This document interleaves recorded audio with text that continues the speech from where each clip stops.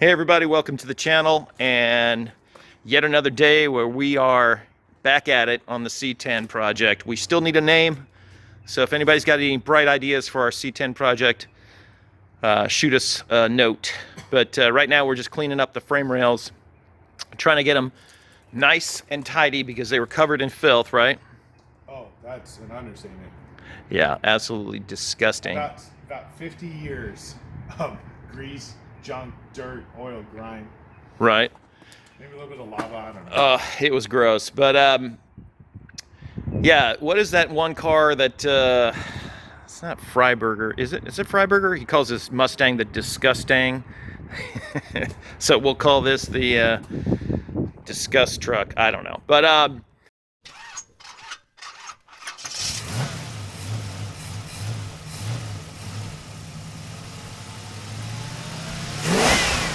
anyway, yeah, we're cleaning up the rails. What we're going to do is we are going to shoot a little paint on there where the cross member is going to bolt up, the suspension cross member, which I have in the back of my truck over here. And yeah, and then we're going to start bolting on the suspension pieces so we can get this rolling again. And then eventually we will pressure wash everything again. And we were discussing taking off the cab, right? I think so. Just to make, I don't know, I hate to do part of the frame and not the rest of the frame. Yeah. Especially as the farther you go back, usually the frame is easier because there's less oil and junk flying around. But it's only 4 bolts to pull the cab to where the status we have it now. Might as well. I mean, you're just doing a thorough job. It's a better job. It's a cleaner job. And unfortunately, we're not raffling a check off because we're not there yet. Yeah, right. But there's what we for sale. And Excuse me. if someone sees this video, we want them to know that we did do the extra steps. We didn't just, shortcut things and not do it properly. Right. Yeah, well, we want this thing to be nice and clean and presentable, and we want to be able to paint the frame. We want to make it hard for us to sell, because we don't want to sell it. Yeah, once we get it all wrapped with our logos and stuff, it's gonna be boss. But Hey, we're wrapping it? no. Oh. But yeah, we'll see what happens with the future of this truck. But it's right now, it's still obviously it's got a long way to go. But yeah, we're gonna fire up the generator, do a little flap disking, and then painting, and then strap that front end on there, and we'll show some vids obviously as we progress. So, An idea. what's that? For a truck name. What? You cannot ever do a farm truck. That's been taken. Okay. And shop truck just sounds weird. I'm sure there's probably 1,500 shop truck projects out there. Sure. But we're putting a pretty rowdy, I can disclose the cam, right? We're putting a pretty Sure. rowdy cam in. The cam is on a 107 lobe set, which means the valve events are very close. You get a lot of chop. So why don't we call it the chop truck? Chop truck? Yeah, chop truck. Let us know. I don't know.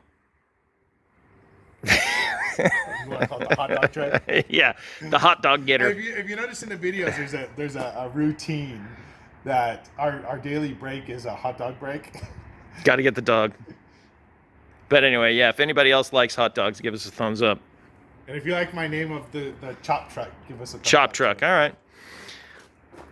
How about a chop 10? Will that work?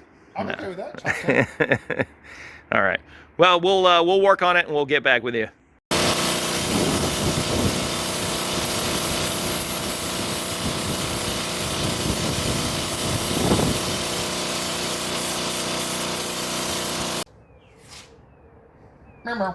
Meep. Yeah, that feels better.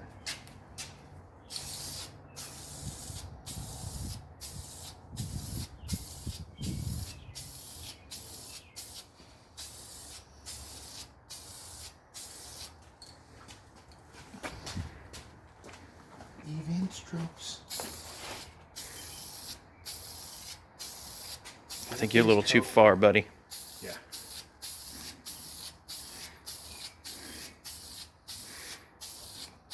Fully rebuilt. Frame off resto.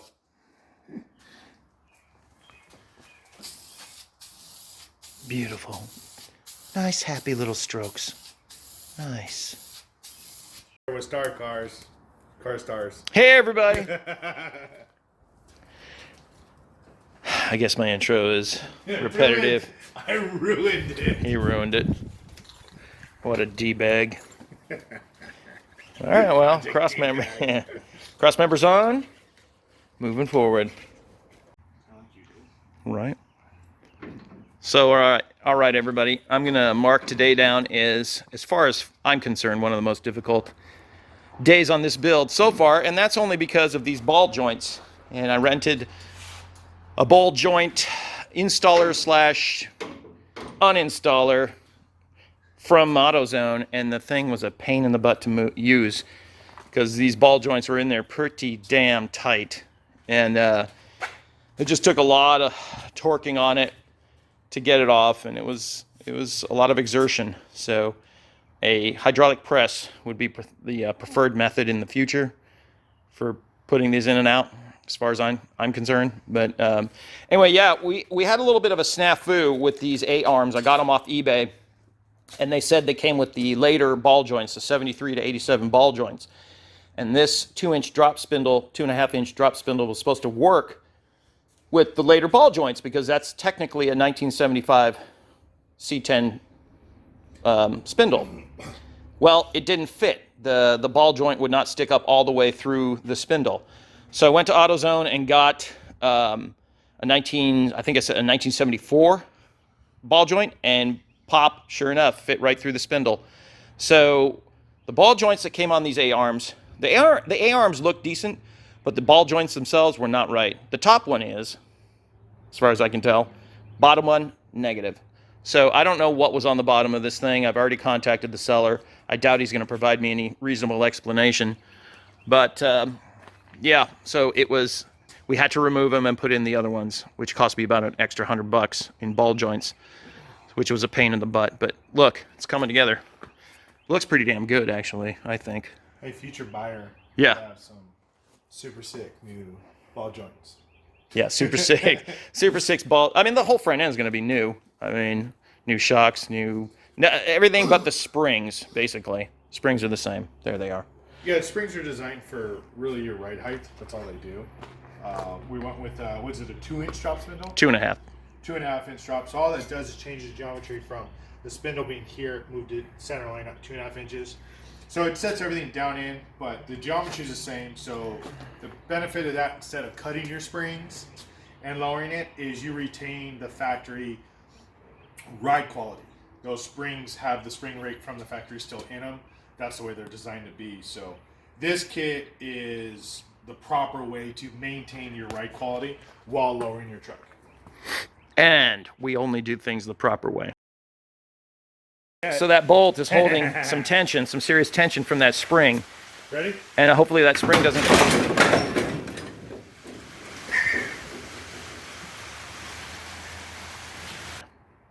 Well, yeah. I mean, I don't want to build something that I wouldn't enjoy driving. Right. That just doesn't make sense. Right. Yeah, and originally I don't think we intended on going with these tubular A-arms and stuff, but it just worked out that way. Found a good deal on them, and maybe I know why I found a good deal on them, so I don't know. But what we did when we found out that the lower A-arms weren't in the best of condition. So that led to tubular arms. Yeah. Which, although I originally, think the truck is deserving of it. Yeah, originally I was looking for a single A-arm to replace that one over there, and I was having a tough time even finding just an aftermarket A-arm or a used one or whatever. But so I'm glad we went with these. It looks awesome, and it's going to be cool. Yeah, I am too. I think it looks awesome. Yeah. All right, more updates to come later. Yeah, so we got the spring in on this side. We still got to get it in on that side. Charles is working on the 4.8, getting it assembled, reassembled, and it's coming along. We didn't really film this process, or at least I didn't. Charles made some videos, but we've already have our other build video on the LS1, which is under that cover over there. So it's the exact same process. So we're just cruising along here, trying to get some stuff done. It is a Saturday. We don't normally work on a Saturday, but we're just trying to kick it out. And it's beautiful weather. It's beautiful weather. Take advantage of that, because normally when we're working, it's raining. It's always raining. Rained like a son of a gun last night. Yeah, it did. But anyway, yeah, so we're just working on this stuff and Trying to make it happen. So there you go. It's the latest update. All right, I don't know what CPP uses for their packing material, but their boxes are paper thin. But the rotors are heavy duty, so we just got that out, and I got it mocked up here on the front. Oh yeah. So it's looking good, fit good. We don't have the rotor on there properly yet. It's just kind of mocked up in place. See if everything fits before we get too excited and too ahead of ourselves. But we got the oil pan on, front cover, back cover. All the parts that are supposed to be in there are in there, we think. But otherwise, yeah, it's coming together. All right, all right, all right. You can tell the shop is a little cleaner. A little more organized thanks to Charles. So I've realized that sometimes I'll shoot some footage like I did yesterday, and then I will not film any kind of like summation or wrap up for it, and then the video just kind of ends. And I want to be sure that I don't do that anymore, because it just makes the video seem incomplete. So yesterday we shot some update footage, and what we got going on is that the the control arms are on the truck. We installed the disc brake rotors and the caliper. That kit all came together. It fit inside these 15-inch wheels, which was pretty cool. That is a CPP brake kit. I believe those are generics, like knockoff CPP control arms, stock springs. And we had a concern that the truck was sitting up too high, because we thought maybe the springs were just too hardcore, because the truck was on the bump stops and is very, very close to being on the bump stop. There is a little light of day in there. So once we get the engine in and all the front end parts, we're hoping that that rides about an inch or two away from the bump stop, so that we have some actual suspension travel movement. And we'll see what happens. If the front end geometry doesn't work out, we'll have to do something else with the spring rate, or I don't know. Since we've already got a 2.5-inch drop on the front with the drop spindle, we don't want to risk making the front end way too low, because we do not want to notch the frame in the back to match the drop. So if any of that makes any sense. So what else we've got going on is I'm starting to get the fittings and everything that we need, the AN fittings that we need for the run stand. So we're going to loop the fuel line and the filter underneath there, the pump under there, and then it's going to come up and hook in. What I did is got one of these little AN fittings with the plastic clip that just goes right over the factory fuel line fitting. This is a non-return system, so I didn't have to worry about that, at least here.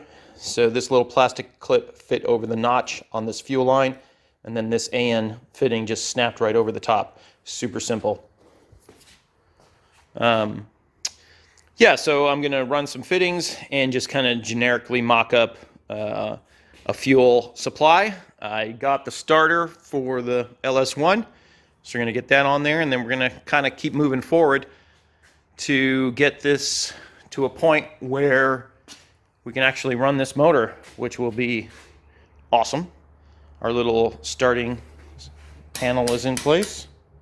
Still have to add a couple screws. Then we're going to put some instruments here. Still need to mount the fan. But yeah, moving forward. There's the 4.8. And the side of the block is still dirty, so we've got to clean that up once it's kind of enclosed, get the heads on. We're real close to getting the heads on. We were cleaning the heads and the valves and all that stuff. Had to replace a valve and a spring and a retainer and all that stuff. So picked up a 4L80E transmission. It's got that nasty Alabama/Georgia clay all over it to taint the aluminum. But it's supposedly got about 124,000 on this tranny. So we're going to try to run it as is.